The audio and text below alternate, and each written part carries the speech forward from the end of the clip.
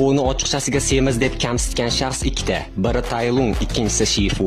Beshik tebratar Po'ning og'zini ichida sayr qilgan yagona tirik mavjudotdir. Po to'qnash kelgan eng kuchli yovuz bu Feng Huang. U Kayni ham, Kepani ham mazasini qochirib qo'ya oladi. Taylung nafaqat Tinchlik vodiysi, balki boshqa shahardagi aholi hatto ustozlarni ham qo'rquvda ushlab turgan. Bilib oling, Taylung bo'lmaganida Cho'rgon qamoqxonasi ham bo'lmasdi. Po eng kuchli qahramonlarning barchasini yenga oladi, lekin bir kishiga u jangda doimo yutqizadi. Uning kimligini esa aytmayman. Po'ni ochiqchasiga semiz deb kamsitgan shaxs ikkita. Biri Taylung, ikkinchisi Shifu.